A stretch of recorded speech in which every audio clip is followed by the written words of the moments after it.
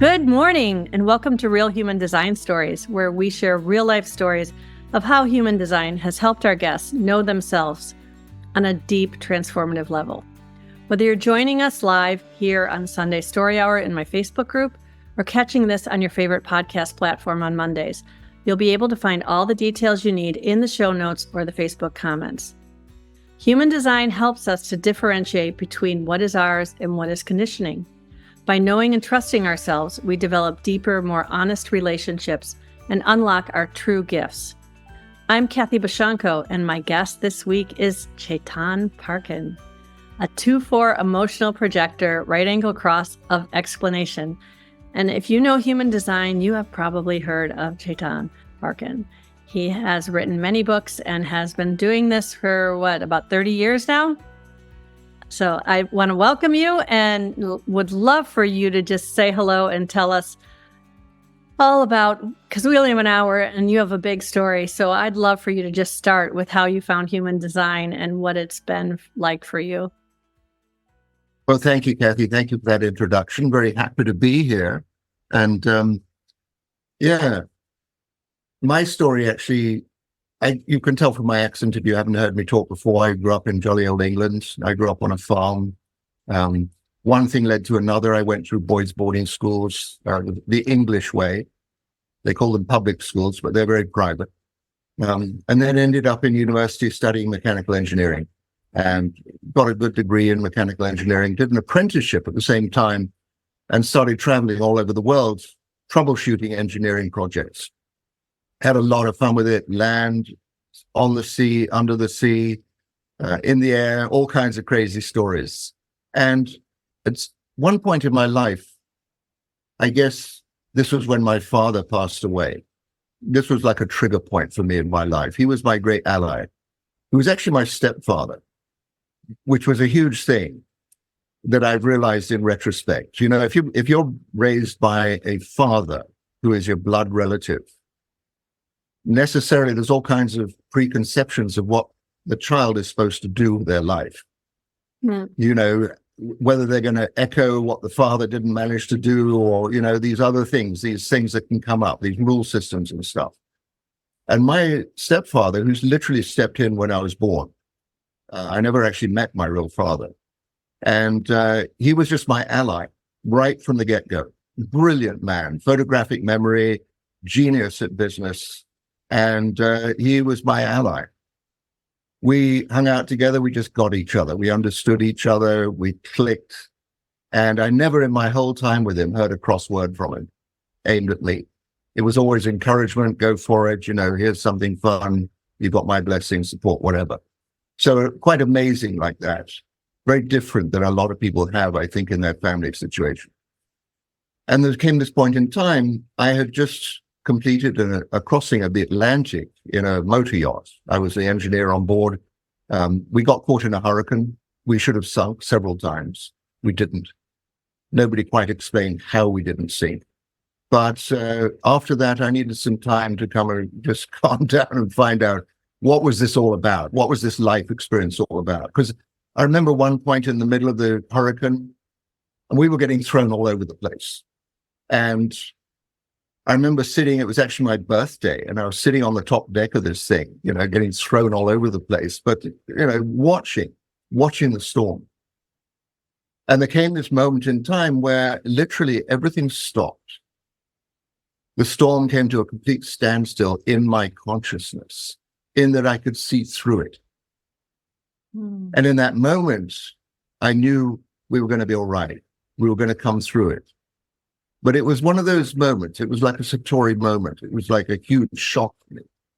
And so I went and I sat in this little croft house up in the Shetland Islands, which is up by Norway somewhere, way out in the middle of nowhere. And I needed time to kind of let everything settle in me and find out what was this thing that had happened. And I read all kinds of books. I read the Bible a couple of times. I read everything, all kinds of mystical books. I read all the Russian authors, everything, trying to find out, has anyone got a clue here for me? And then my father passed away, my ally. And I went down for his funeral, received his ashes after the funeral, and took them up into a place in Scotland that he loved and had asked me to scatter his ashes there. And then I went back up to the Croft House up in Shetlands. And there was a night, it was about 2 weeks after he died, and there was an incredible storm going on. And I'm sitting there with my head in my hands, wondering, what's the deal here? What's the story? My great ally has now gone. What am I supposed to do with myself? And there just came this moment where I was sitting there completely in despair, and all of a sudden his spirit comes into the room at high speed, in a very high frequency, comes round my head twice, goes racing out of the room. And as he goes out, I hear, "It's all right, you can go now." I mean, I can't explain it, but it was like, okay, get over this misery, this upset, this disaster, whatever, and get on with your life. Mm-hmm. Within a matter of weeks, I found myself driving a magic bus to India. Mm. In those days, it was $60 one way. I had a 43-seater bus. It was pre-internet, so we'd just drive around all the cafes in Europe, picking up passengers. People, "Oh, you're going to India? Count me in." They jump on board. It was those days. Right. It was the late 70s. And so by the time we got to Greece and Thessaloniki, we had a full bus, and, off we'd go through Turkey, Iran, Afghanistan, Pakistan, and then to India. I did a couple of those trips. It was amazing. The first lot of passengers, out of the 43 people on the bus, there were 26 of them that were going to Osho. They're going to his ashram in India. And, I had no time for gurus, don't want to know about it. Thank you very much. Wonderful. Have a great time. And then on later trips, I kept running into these guys in India. And I'd say, "I remember you." And they said, "Oh, yeah, we were on your bus." It's like, well, what happened to you? You're completely different now. You're like, something major has happened to you. And they said, "Oh, we've been in Osho's ashram for a bit. Very amazing. Why don't you go visit?" So my attention had been caught. And I knew if I went there, it was going to be a one-way trip. Going to the feet of a master, that's it. It's like a spiritual master. It's an all-in commitment. So I said, all right, well, before I go, I want to do one more trip, and this one through Africa. So I went back to England and did a trip through Africa, taking passengers through Africa. And it was a 6-month trip. We encountered every conceivable difficulty. Driving across the Sahara Desert, the differential blew out. We had to get it fixed. We then, we sat on the beach in Cameroon for a while, and then we drove across through the jungle through Zaire and ended up in the game parks. Incredible. If anyone ever invites you to go to the game parks and you haven't been, for goodness sake, go. And end up in Nairobi and the beach in Mombasa, beautiful Pacific or Indian Ocean beach. And come to the end of the trip and literally been exposed to all these incredible life experiences, but I literally hit the wall at that moment in time. I could not make sense out of anything. I'd done all these things. I'd had all these adventures, had all these amazing people coming in and out of my life. Was good at what I did, but nothing made sense. So I knew this was my time to go to India and find out about Osho. So I did that. I caught the flight to Mumbai. Ended at Osho's ashram. Ended up traveling for a night on an Indian bus, to arrive there. And of an enlightened master. One could say that this is, probably the greatest incarnation since certainly the Christ and Gautama, the Buddha. Extraordinary man, laid out the whole story for the Aquarian age, for this coming time. The massive shift out of the Piscean age of politics and religion, moving into the age of individual responsibility. So it was a huge thing. I lived with Osho for 11 years. And he's somebody that would answer people's questions every day in discourse. I was way too shy to ask anybody anything, let alone have, 2,000 people listen to whatever he would have to say about me. So he said, if you have questions about yourself and you really want to find out, go and visit this man in what's now Mumbai, Bombay, and he'll tell you everything, and you'll never need to ask me another question because he'll tell you the whole story. Well, that's absolutely what I did. I caught the train down to Mumbai, got a taxi to to this guy's place. Quite a trip going around Mumbai. The driver has no idea where we're going, but somehow or other we find the place and knock on the door, and the guy comes to the door and says, "Oh, great, I was expecting you." It's like, "Oh, really? I hadn't made any appointment I was aware of." And he says, "Just stay here with my son. He's going to measure your shadow and then come upstairs and I'll tell you all about it." And the guy, official title is a Chai Shastri, a shadow reader. So I'm standing there a little bit out of breath, and the son has this funny looking stick that's got all these colored markings on it, places it on my heel, barefoot on the ground there, and he measures the length of my shadow. I'm not really paying attention to what he's doing, but anyway, he gets the measurements he needs. We go back upstairs. His dad gets this measurement. And he says, "It's great you came at this time, because if you'd come a little bit later, I wouldn't be able to read for you. The readings have to happen before noon." So great, he's got that measurement. He asks for my date of birth, place of birth, time of birth, does the astrology for that. Asks for my full name, does the numerology from that. And he's happy now. He's got these 3 different calculations. He's triangulated to a page out of hundreds of books he's got behind his desk. They all look exactly the same to me. But anyhow, he pulls out a book, comes back to the table and starts reading it for me. 1,000 lifetimes ago this, 100 lifetimes ago that, 10 lifetimes ago the other. This is the progression of things. And it's like, I'm sitting there, it's like, huh? What? And, my hair, I don't know whether it was standing on end, but it surely felt like it, because he kept ringing these notes that were accurate. When somebody tells you something, like you get in your human design, it's like, got it. That is exactly my frequency. Right. And he's telling me this stuff. And all of a sudden, he comes to this week, next month, next year. This is when you get enlightened. This is when you die, Any questions? And I'm sitting there. It's like, really? You expect me to have questions after this? You tell me my whole life story. And you were a young man then, right? You were a fairly young man still then? I was 27 or 28. I was going through my Saturn return, Okay. It's like, this was a major key in the door, I'll tell you. Okay. So, I haven't got any questions for him. And he says, "I want you to come and work with me, because you know how to do this work." And I'm sitting there and it's like, really? I've just found my way to India, to the feet of a master, and I'm not sure I'm ready for this, because it sounds a little strange. And after, I'm thinking about it, not the way to make a decision about anything, but anyhow, I'm thinking about it. And I turn him down. I say, "No, I can't do that. I'm already committed." And he cracks up laughing, like I've told him a really, really good joke. And for him, it is a joke, because, there are certain points in your life where there's a fork in the road. Right. There's a conscious one, there's an unconscious one. The conscious one is intuitive and trusting. The unconscious one is mental and, logical or whatever, or following along everybody else's idea. He thought this was really funny, because he recognized this fork in the road for me. If I had stayed and studied with him, I'd have learned Sanskrit, I'd have learned Tamil, I'd have learned all these things.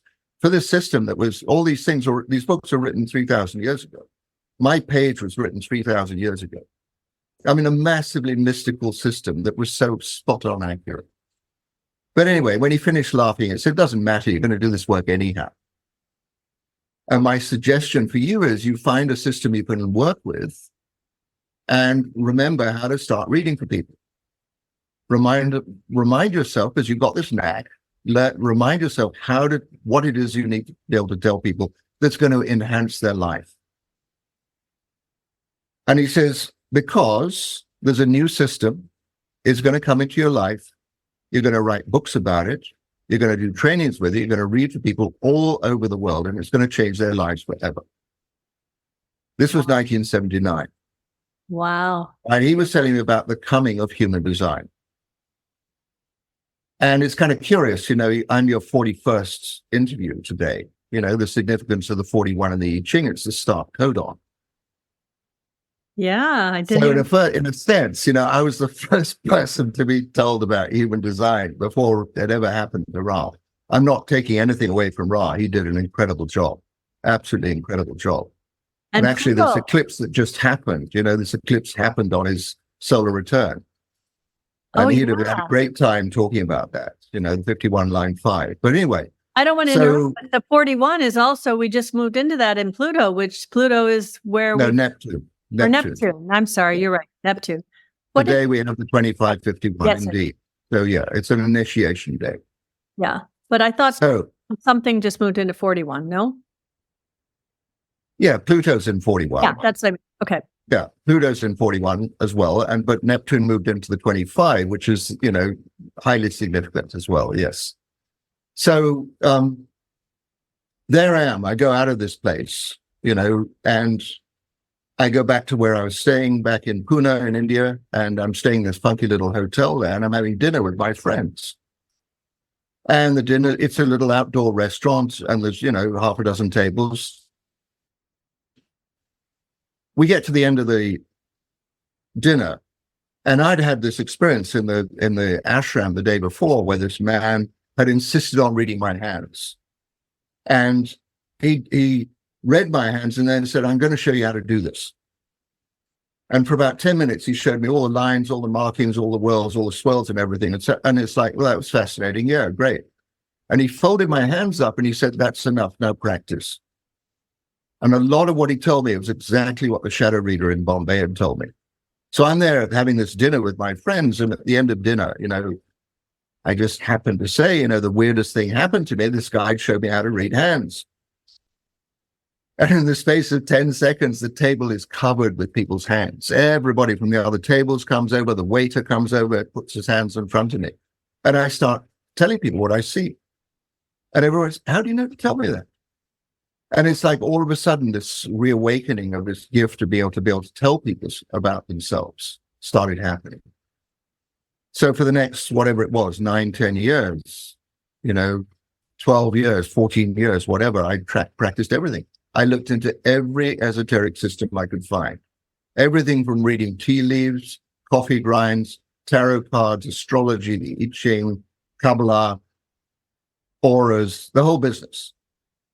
So by the time human design showed up in my life in 1993, I had this girlfriend I'd had while I was living with Osho in his community. And she told me, I'm giving space to this guy. He's coming from Europe. And he's got this new system. And my ears prick up. New system? And she said, yeah, I'll send you a copy of your chart. So she sends me my chart, and I take one look at the chart, and I know this is it. This is what this guy in India told me about. And so 1993, where Ra came over to America for the first time, that was it. Every year it came a couple of times. I was living in Maui at the time. I'd come twice a year to his classes. And it was fascinating. We had basic and advanced. That was it. There was no mention about type, authority, profile, life themes, anything like that. It was all very straightforward, very simple. Centers, conscious, unconscious, it was like, wow. 1993, we were still in the proving stage. We didn't even know that human design worked. Ra didn't know it worked, and when he trained me as a teacher of human design, he insisted I knew the physics behind it. We were talking about all kinds of things like leptons and quarks and, all these things that somehow or other were going to compose to make up neutrinos. And so surely in 1997, there was this big celebration. Yeah, the Japanese and the Canadians simultaneously decided there were neutrinos. They existed. And so we were off and running. So we were moving out of that phase of trying to prove a system into a phase where we knew it actually worked. And it was an extraordinary thing. I would go fill up a notebook with notes. Ra would stand at the front of the class and talk. No questions, right? Did you eat? Right.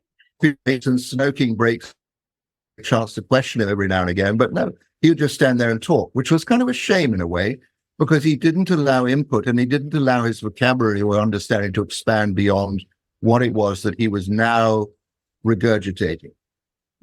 He told the story of the voice coming, and knocking his socks off and dropping his dog to the floor for 8 days and nights, an extraordinary story.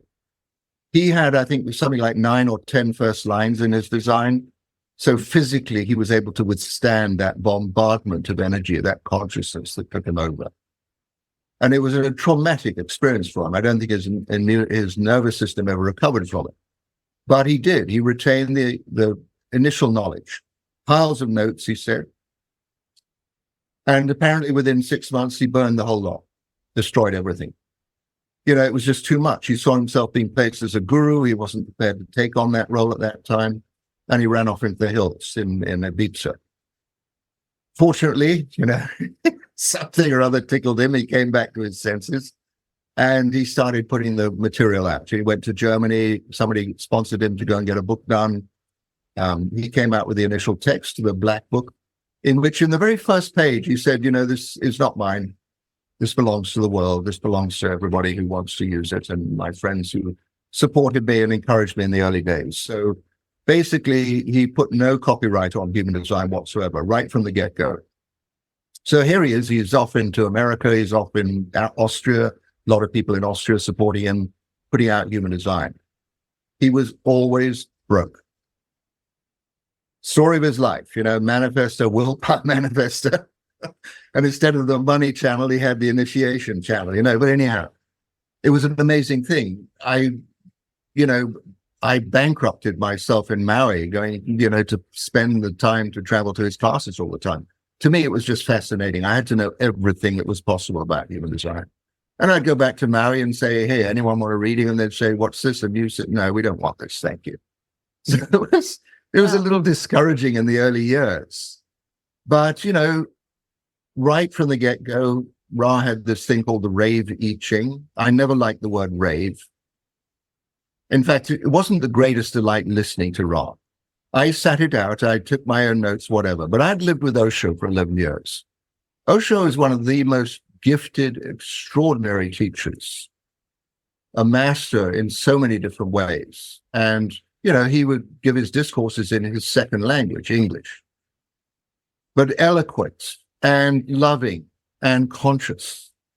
And so it was a very, very different arena coming to sit with Ra, where, he was not altogether totally conscious, and he certainly wasn't altogether loving until, there came a point in time in his life where Loki was born, and Loki transformed the whole thing for him. Yeah. Loki was also called Vimalkirti. That was his sannyas name with Osho. And a lot of big story around that. But Loki helped turn the whole thing around from Ra being, really put upon with this system and how to introduce it to the world and how to enjoy his life. So that was a huge thing. I studied with Ra for about 7 years. I moved to California. I met my wife, Carola, who you interviewed last time. We've worked solidly, I'd say, with human design for the last, since 1998 was when we got together. And it's just been an amazing experience, putting out the books. I confronted Ra in the early days. Look, I can't handle your rave I Ching. I try to put it into another language, and it's like, so I can sell it to a client that's actually going to do something for them without them feeling like, they're not very happy with themselves. And so he said, well, write your own, which I did. The Book of Lines, it's been out now. I think it's in about 7 languages now all over the world. It's even in Chinese, which to me is a huge compliment. The Chinese would have some crazy guy who grew up in England talking about the I Ching, the sacred texts in a way. But anyhow, it's doing very well. People are finding it very helpful. Yeah, I have. Great book. So then he started talking about what he called the incarnation crosses. And again, crosses, do we really need crosses? No, we don't. So I started bringing up the word life theme instead. So for me, we have personal life themes, we have fixed life themes, and we have interpersonal life themes. And that was the third book we put out, the Book of Destinies. So the first book, the Human Design book, HarperCollins published it in 2009, I think it was. There's a whole story around that, how that happened as well. I was told about it in 1979. It came out in 2009, 30 years in the making. But anyhow, that one's in 16 languages now, I think, and very popular. What has human design done for me? I'd have to say it was very clear to me when I wrote the first book, the Human Design book, that I was going to dedicate it to Osho,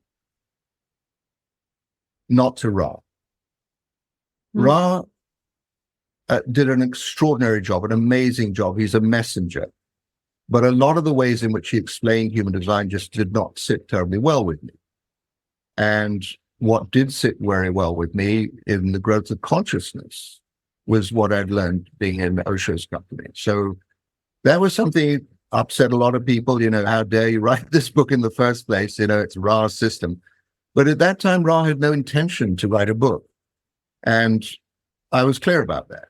He wanted to keep the information so it was copyright. He took on board these ex-students of mine who were business people, and they set up the Jovian archive for him, and they set up the IHDS for him. And, to me, it's like the classes were way too expensive, the qualifications way too many to become somebody that's cognizant of human design and can relay a really stunning reading for somebody. So Carol and I, we started setting up classes. We did them in our living room to start with, on weekends and stuff. And then we started realizing we had a global audience when the book came out, when HarperCollins published that first human design book. So all of a sudden, from a kind of small practice, we had to make a business. We had to become available worldwide. A lot of people wanted to come to us to engage with us, and it was a bit of an overwhelm. So we created reports. We created human design reports for people. And these, again, now in multiple languages all over the world. And it got people started. The book was one way, and then the reports got another way. So instead of it being a really closed thing like the IHDS and the Jovian thing, all of a sudden it became a global phenomenon. And let's just say there was a lot of stress around that. Yeah. I'm somebody that likes a quiet life, but, we weren't allowed to have that.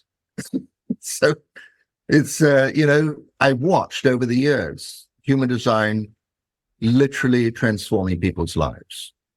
Now, you introduced me at the beginning here saying I'm a 2-4 emotional projector. I call it life theme of explanation. Mm-hmm. My job is the explanator. So, Ra's job was the clarion. Wake up, everybody. We got something here for you. And my job is explainer. And, anyone that's got this life theme, they've got the 4323. That's my conscious sun. It's the 43 line 2. And the 43, it's the breakthrough. It's something goes off in your head, and you've got to, by the time it's done something in your head, you've then got a way of expressing it. You've got to find the language or the words or somehow or other through the 23 to make it come out in the right way. So people don't all run away from you, but they actually kind of lean into you and say, this is something amazing. And so what became very evident, as with everything in individual circuitry in the human design, sound. It's all about tonality. It's all about tone of voice. It's all about the quality of the voice. To me, it became very evident that transformation, there's two things. There's change and there's transformation. Change, you go to a library, you read a book, and it's like, yeah. So I follow this train of thought, or I go along with this belief system, right? The logic of the abstract. The individual is all acoustic. Everything in the individual circuit is acoustic in nature. It's auditory. And so the 4323 has this ability through tone of voice, through selection of words somehow or other, that it comes out in a way that people lean in. They want to hear it. They want to get it. It's like there's a resonance here. And so that's my whole thing, is how to say things in a way that it resonates with people. Because the channel is called structuring. The right. 4323, structuring. You say something, it lands, somebody gets it, and all of a sudden, whatever was going on before is no longer part of their story anymore. It's shifted. Change happens when we agree with somebody else's politic, their point of view, their belief system, their religion, whatever. That's, there's a change. It's slow. It's what Osho used to call the bullet cart approach. His approach was the rocket approach. And his approach was purely about entry into the age of the individual, which is where we are right in this moment in time. The Piscean age that we're moving out of is the age of religions and politics, priests and politicians. The intermediary. We're going to handle your life for you, right? don't worry, we'll say a good word to God, and just behave yourself in the meantime, and everything's going to be great when you're dead. Right? Right. Well, we're surrounded by these death-based religions, somebody hanging on a cross. How great is that, Anyway, I could talk for hours about how nonsensical that whole thing is, because you cannot die in a 5-hour crucifixion due to Jewish style. You cannot. It's impossible. So this whole thing of whatever, resurrection, whatever, he moved to India when he finished with Israel. Anyway, another story. But we're moving out of this age of faith-based religions. We're moving out of this age of politicians and politics. And we're watching all these things break down along with the financial systems, the vested interests, the insurance companies, the healthcare systems, the educational systems. All this stuff is going out the door. We're moving into the age of the individual. Yeah. And, this is forecast anyhow in this shift of the life theme from the life theme of planning, which is 2 parts collective and 2 parts tribal. And that we're moving into the age of 3 parts individual and 1 gate tribal, the sleeping phoenix. So we're right on that doorway in this moment in time. And so, we're moving out of the age of where it's everybody else's fault. It's the government, it's the church, it's God. It's like, who knows whose fault it is? The landlord, the boss, the wife, the dog, We're moving out of that age into the age where we take responsibility for ourselves, for our life. And what an incredible tool we've been given with human design. This is your deal. This is your story. It's all there. The whole thing is there on this chart. All you got to do is live according to that design. How complicated can you make that? Very. Let me think about this a little bit. It's like we can make it really complicated. And so to me, human design is a magical tool. I have a friend, he's a reflector, and in these last 4 or 5 years, he became fully realized, fully enlightened, got the joke, got the story. And I said, what's the fundamental difference between before and now? And he says, well, nothing bothers me anymore. Yeah. Total acceptance, because he is the story. He is this life. He is whatever it is life plays out in front of him. That's enlightenment. That is full acceptance. And I said, well, how do you like human design? He says, it's amazing. You look at your chart, it is your karma chart. Everything is there. All the ancestral or past life stuff, all the conscious, how are you going to look at the stuff around you? It's all there, the whole thing. All you got to do is live. In the first place, recognize the chart, find out how the thing works, and then live it. And then have a lot of fun with it. Yeah. Right? Being true to yourself. And sure enough, one revelation happens after another. The light bulbs go on. You get all these ahas. You get these amazing jumps. And literally, when I'm talking about transformation, I'm talking about particularly gates and channels in the individual circuitry. They're all acoustic. There's this funny thing where people genuflect in religions, Father, Son, and Holy Ghost or whatever. Drop to one knee, right? Yeah. Mm-hmm. Yeah, or spectacles, testicles, wallet, and cigar. It depends on, There's multiple ways of looking at this. Let me give you another possibility. Pineal gland, heart, ears. The vision, how you're going to live it, and your attunement to the vibrations around you. Oh, I love that. Totally different, simple way of describing something that's been cobbled together in gobbledygook. Mm-hmm. Yeah. It actually brings the story home because, yes, this pineal gland is my seat of my spirit or consciousness or whatever it is watching this whole story. And my heart is my connection to my life and my connection into the Fibonacci sequence and the whole glory of this life experience in 3 dimensions and beyond.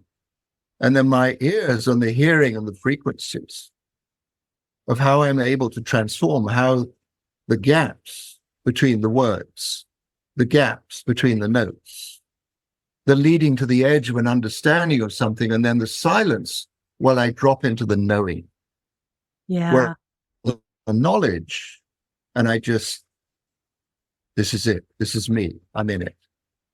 And all of us know these moments of realization, these moments of satori, are when we just drop into the knowing. And the knowledge is like fascinating stuff, but so what? Libraries and Googles are full of knowledge. We can read about this, we can read about that, but in the gift with human design is to drop into the knowing. We have a unique design. Nobody's got our design. Nobody's got the same frequency. It's unique. We're a unique expression of consciousness in human form. And human design is the greatest possible gift. We can look at all this unconscious stuff, accept it. This is how it is. This is the autopilot, right? This is just what goes on in the background. This is what keeps you driving the car while you're fiddling with the radio and you don't go off the road. You know, the autopilot runs the show. The conscious part, you get to watch it all going on. It's like, oh, there's a bit of me like this and a bit of me like that. And it's all perfect. Wow. And so human design is the most incredible thing. Yeah. That's so cool. I love that. The sign of the cross as the pineal. So the pineal, the heart, the ears. So yeah, that's really something, and that will stick with me forever, I'm sure. So as I was raised Catholic. So sorry about that.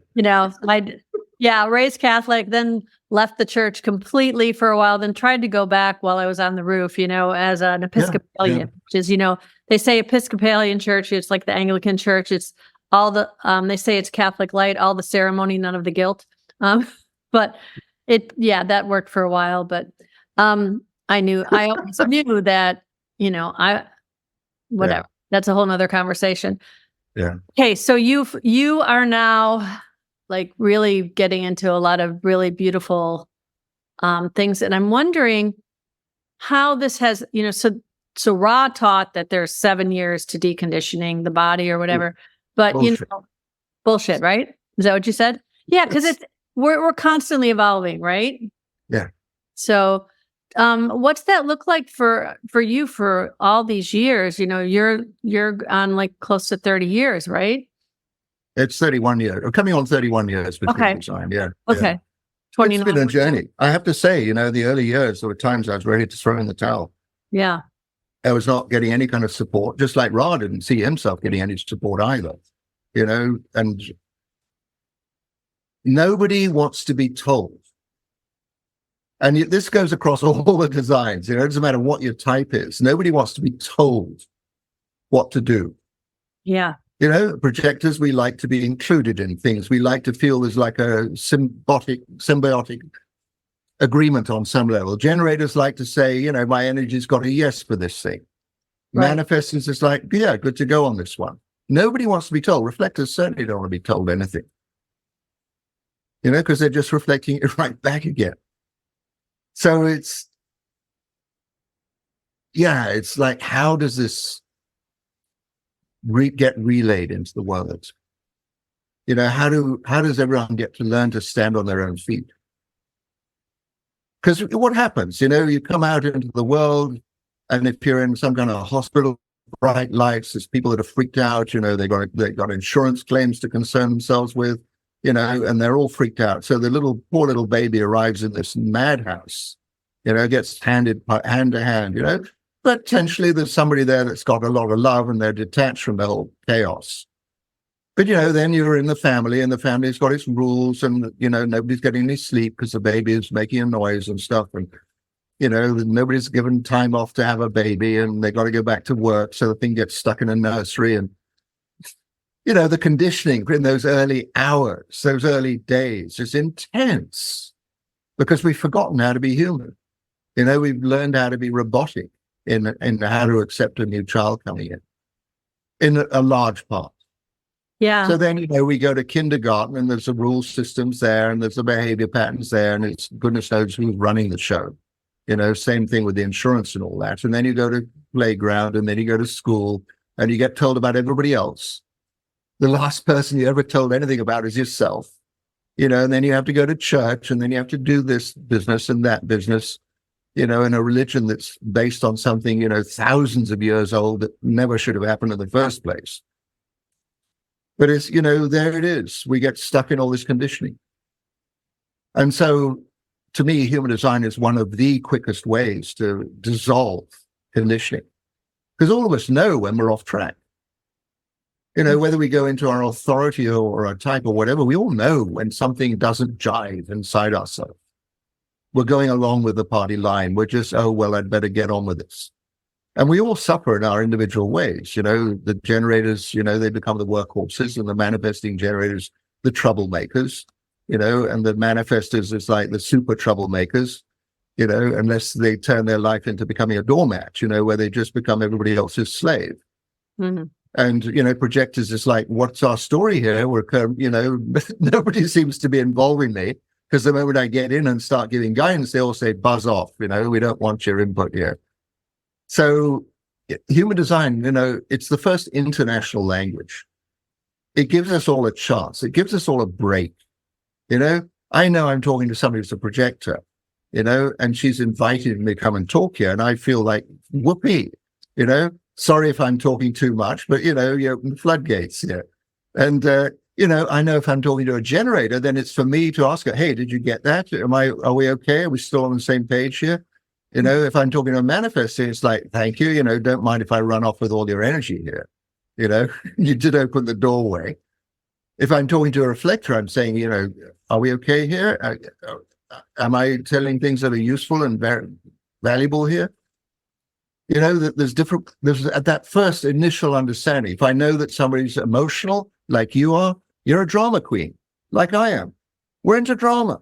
It's like, right. There must be some people that are going like this, I can't stand it anymore. My husband. And there it is, it's like, and then somebody that's splenic, it's like, they got it. It's like, come on, move on. I already got that, It's the first international understanding of things. And, then we get into things like the life themes. I love the idea of a life theme rather than a cross. To me, a cross is like, no, do I have to suffer here? No, right. I'm here to celebrate. We're here to celebrate. That was one of the things Osho made absolutely pristine clear. Buddha left the story, you're here, there's going to be some suffering involved.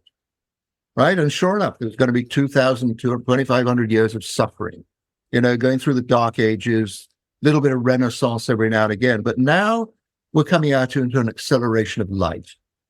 That's quite clear. Somehow or other, our little solar system has moved on into a part around our galaxy where there's a bit more light coming in, And a lot of people are remembering stuff. There's all these techniques, there's all these holistic approaches that are coming up again. It's like all of a sudden we're experiencing the miraculous again.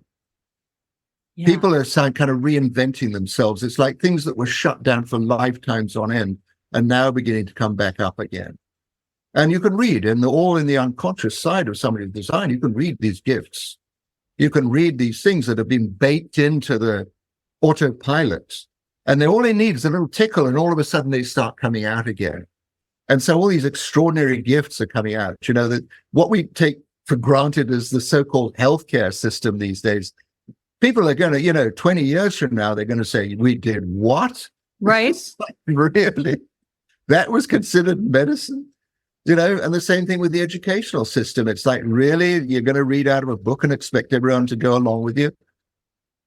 Yeah, it's... Everything's up for grabs. And the thing is, the acceleration is very rapid. So here's this thing. Technology is racing away. We've experienced this technological chaos this morning. Thank you for being so well acquainted with getting it back on the rails again. I remember in the early days doing broadcasts and stuff, and the whole thing would blank out. It's like, I'm here coming out of my right brain talking, my intuitive side talking about human design and what it can do. And all of a sudden I'm able to shift into the left brain to fix the technology again, and right. Get the thing working again. It's a great exercise. Yeah. But hopefully we all get very acquainted on both sides, the technological and the abstract. And what to say? We're moving at light speed into this new time. Ra talked about this time, the coming of the shifting of the the global incarnation index, you'd call it, going out of the planning into the sleeping phoenix. The sleeping phoenix, what's it got? It's got the 55 and the 59. All right, the 59 is the sacral. The 55 is the sacred. The sacred. Right? The sacred. Yeah, the sacred, the spirits. The okay. Spirit. I get what you mean. Okay, yeah. It's sacral to solar plexus. Yeah, sacred. So joining the body and spirit together, right? And then what else have we got? Well, we've got these 34, right? Exactly. So let's move it. So, we're moving at light speed into this whole different thing. It's 3 parts individual, 1 part 59, which is, let's scatter the seeds in a constructive way, in a fruitful way. So I have no idea, what these new children are going to be that are coming in here, the mutated children, that have consciousness in their emotion side. What Ra called them the rave. I think, looking at the grand pattern of things, life in 3D is an ongoing experiment. Life in 10th D, easy. No physical stuff to deal with. Just easy. You come down into 3D, we're swimming through thick soup here in this life, attempting to bring consciousness into form and attempting to allow this body to be 100% conscious. Every now and again, somebody's done it. They've managed to do that.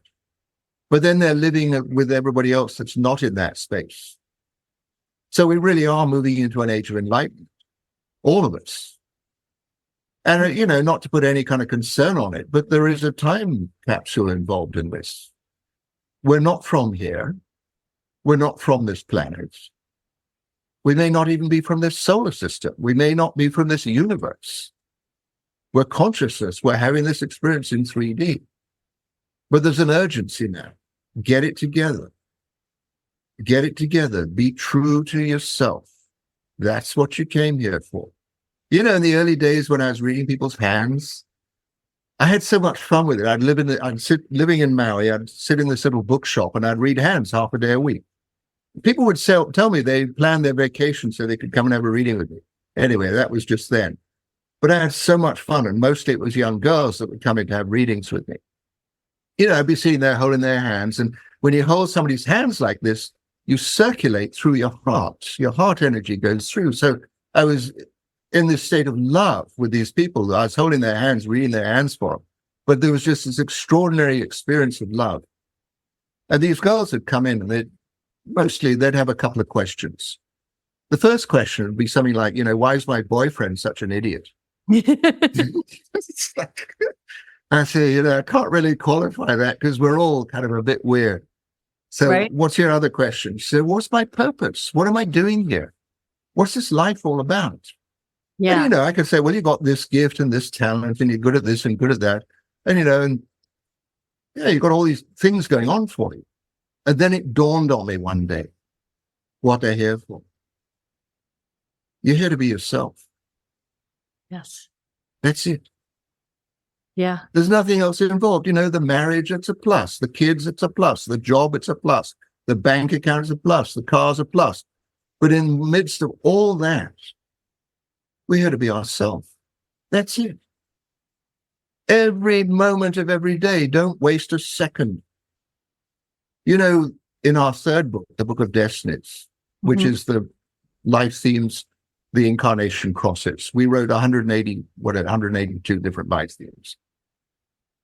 We wanted something, really profound that some research somebody had done to include at the beginning of the book, just to kind of give everyone a sense of urgency, how important it is to be yourself.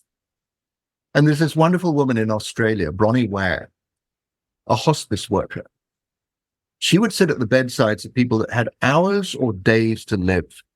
And she'd sit with them, hold their hand, talk with them, share their stories, listen to their stories. And she started realizing after a while that what she was hearing from everybody was regret. And she started listing these regrets. Didn't spend enough time with my friends. Spent too much time making money. Didn't have enough fun. And she said the leading regret was, I wish I'd lived a life true to myself rather than living on everybody else's expectations. Yeah. And that's the deal. That is the deal in this time, Kathy. All of us, for every single one of us, stop kowtowing to the BS. Stop going along with everybody else's programs and expectations and stuff and doing the right thing. Yeah. Get over all that stuff. Start living true to your own design. We've been given this extraordinary gift here. The first thing is to get over anything you've ever done wrong. You haven't put a foot wrong yet. It's impossible. The whole idea of conditioning is once you recognize the conditioning, get over it, but being very forgiving to yourself. Oh, yeah, I screwed up again. Let's get over it. Next time this thing comes up, for sure enough, it'll come back around again. Next time something like this shows up, be present, be available, and be true to yourself in how you engage with it. Yeah, that feels so aligned with what's been in my heart lately is, so where I really felt like, I'm about 7.5 years into having, actually close to 8 years now from when it was first introduced to me.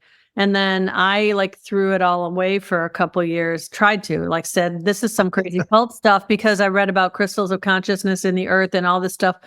And I was still in my Episcopal church phase of suburban, no, that's, and I need to be certain, right? I have an open ajna. I thought I had to be certain and I couldn't be certain. So anyway, I threw that away for a while, but my subconscious or whatever, my higher self kept saying over time, remember that thing? Because it kept coming up for me that I wasn't, whenever I was not waiting for recognition or waiting for clarity, that sort of thing. But what's really helped me move from then being really into it and getting caught up in the knowledge of it and the bitterness that came from this idea of, oh, no one's recognizing me, no one's inviting me, that it's such an easy projector trap to get caught in the beginning. But when I got to the point where I could do what you're saying, which is recognize something and just go, oh, isn't that interesting? I'm feeling this way, or my mind is telling me this, or this is there. And I could let go of the shame and the blame and the story that I was making up in the guilt. Yeah. Although so that really, really transformed everything then. That's when everything really started to shift because I got out of that locked in and yeah. And so right now, everything is just me being me. Right? Can I readjust your perspective on projectors? And for all projectors that are listening on, please. Everything is inviting you. Everything. I don't care who, what, why, when, where. You look your eyes any direction, everything is trying to give you an invitation. The whole question is it a match? Mm-hmm. Is there a resonance? Some people can be saying no, no, no, no, no. And in actual fact, what they really mean is yes, yes, yes. But is there a match? We're here to guide. Projectors are natural born outsiders. We're outsiders. We cannot be insiders. That's for the generators and manifesting generators up to a point. Mm-hmm. But projectors, we're outsiders. We have to be on the outside. That is our deal. The moment we, worm our way into something or other, we're tangled up in it. We have to be on the outside.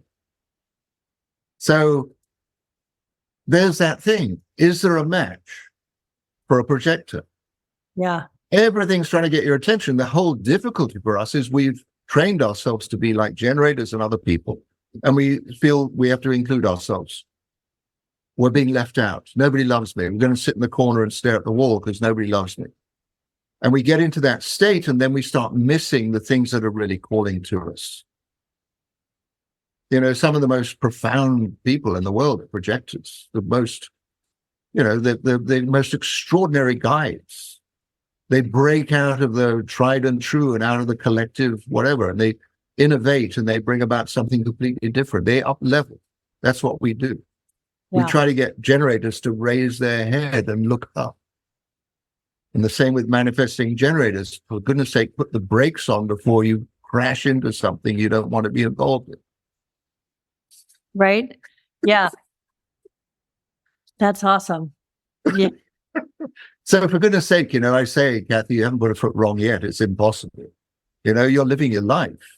The whole thing is to start being more and more watchful about the things that really resonate with you and the things that don't. Yeah. Then you're that's a natural guide, a 6'2" guide. For goodness sake, you're born wise with a 6'2" profile. Yeah. So the more you trust that wisdom. That's been that. And I think I mentioned to you before we went live that my word this year is trust. And so really leaning into that. And, I feel like the energy of the last couple weeks had, with the solar, with this eclipse portal and all this stuff. And we're still in it because there's the other eclipse on with the 23rd, 26th. I forget what the date, but the next one. But all this energy that is so much saying, have you really done the work? I feel like it's really just telling me, well, all that's because I have been saying so many times, people could probably put in the comments before I even say it. If you've listened before I say, everything is happening for my greatest expansion. Even when it sucks in the moment, I trust that it's happening for my greatest expansion. And I feel like the energy of the last week or two for me has been like, really? Do you really believe it? Do you really believe it? Do you really believe it? Because there's been a lot of really hard stuff going on in my personal life that I won't get into. But, it really was a thing where yesterday where a friend said, "Are you okay?" And I sent the shruggy thing because, I'm uncertainty anyway. And I'm like, I guess, because everything is happening for my greatest expansion. I just can't see it in the moment. But literally, it was almost like you talking about that vision of you in the storm. When you talked about that at the beginning, it gave me chills because that's kind of how I felt last night when I then went and listened to your April forecast that I had missed somehow at the beginning of the month. And you talked about the energies we're in and what it was all about. And I was like, oh, I think I see it. I was like, I kind of felt like I saw through the storm and was like, okay, I get where this is going. This is really asking me, am I really being me? Am I really honoring myself in my relationships in this way that's allowing them to honor themselves? And, it's been some I don't know if anybody else is feeling this, in the comments or whatever, but this has been some stormy weather, cosmically for the last couple of weeks. So, yeah. Yeah, it's like that at the moment. There was a stellium in the gate 51, the shock, the wake up. Yeah. We've got to be clear about this. As I said, being in consciousness in 10th dimension, it's not a problem. Yeah. It can't equate to anything like trying to wade through the soup in 3D, trying to use this extraordinary outfit we've been given. I mean, who on earth invented this body that we've been given? But it's not ours. It's a vehicle, very amazing vehicle that carries us through life. But the whole point is more and more to acquaint ourselves with the consciousness side of it. To be conscious, to be aware in whatever it is that's going on in our dimension, in our world. We're having a unique experience, each one of us. Yeah. Unique. And that's the whole thing. Can we honor this? Can we come to terms with this? Can we come to a place of complete acceptance? Because when we come to a place of complete acceptance, nothing bothers us anymore. Yeah. And clearly I'm not there yet. It's we're okay, all, I'm not. It's a work in. Everything's a work in progress. That's why we're here, right? I'm not. Well, why not? Let's change the word work. Why not make it a play in progress? There you go. There you go. To me, this is one of the greatest gifts Osho gave us. He said, meditate an hour a day. That's the beginning of it. Meditate an hour a day. This is not a bargain. This is just a fundamental thing. Meditate 1 hour a day. Yeah. Right? Get quiet inside. Find out what that silence is. Find out what that detachment from the mind, from the feelings, from the body is all about. Right? Reacquaint yourself with your frequency. That's what meditation is all about. Brings you into the present tense. Yeah. And then every opportunity you have, celebrate. When this personal trauma that's going on in your personal life at the moment is sorted out, for goodness sake, Kathy, celebrate. We did it, whatever was involved. Right. Yeah. Go for a dance somewhere, go dance on the beach or something or other. Who knows? Okay, so I am down by the beach. I love the beach, but right now part of my trauma is I have all this stuff going on with my knee. So I'll definitely dance when that's better. But I just noticed that we have been talking and we're past time. And I could talk to you for another probably 4 hours, but I'm guessing that's probably not going to happen. So I'd love for you to just let people know how they can connect with you if they would like to personally work with you or get some more of your wisdom. Absolutely. I'm still doing readings. Mm-hmm. I've done over 10,000 readings with people in this time. It's extraordinary how many people are coming out of my life, and it's just been such a gift. I do readings with people. I work with people one-on-one as well. And I'm doing this new work that has come up in the last 2 or 3 years, karma clearing. I do karma clearings for people. I get people out of situations that they don't need to carry anymore. The things that are unnecessary blocks for this time. So I'm doing that. Carola and I, we teach class. We do our human design training series. It's an excellent class. It's online, basically. 21 videos online with 3 workbooks. And you get me and one of our graduate students every 2 weeks for a Q&A session. We ask you to send in your charts. We'll show the charts on the screen, or any questions that you have about human design. You get my perspective and you get our graduate students' perspective. So you get to see it's not just Chetan carrying on. It's just like somebody else can tell you all about human design as well from a very good point of view. We train people to be practitioners of human design. We do not train people to be analysts. To me, there's a huge difference. An analyst is somebody that pretty much becomes a parrot. Ra said it was like this. This is the only way it can be said. We train people to be practitioners. That we say you've got to make human design your own. You've got to find your own way of expressing it so that what comes through you resonates with whoever you're talking with. It's got to be authentic. It can't just be somebody else's description of something, right? You're not just conveying knowledge, you're conveying the possibility for somebody to know themselves. We have books all over the world, the Human Design book, we have the Book of Lines, we have the Book of Destinies. We're writing 2 more books at the moment. These are going to be great fun as well. We're able to offer people reports in multiple languages, and all of this can be found through our website, evolutionaryhumandesign.com. We see human design as an evolutionary tool. It's not something that's stuck in place like a religion. It's evolutionary. And the evolution is all about consciousness, growth in consciousness. The name that Osho gave me in 1979, he called me Swami Anand Chetan. Swami means the master. Anand means bliss. Chetan means consciousness. And he said the way to consciousness for me was to become blissful. It has happened. I find myself really blissed out most of my time these days. And it's just, to me, it's a delight to interact with people, to help them recognize what they've given themselves for this lifetime, what design they've agreed to live out in this lifetime, what it is they can be really clear about for themselves. So it's my pleasure to introduce people to their human design, to their life story. And so absolutely, I encourage people, please do engage. I don't know how many more years I'm going to be doing this. I've given you a few time frames here. I'm coming to the end of it all sooner or later, but it's still my great pleasure to interact and help people open doors of consciousness for themselves. So I will put in the show notes and the comments, those contact things.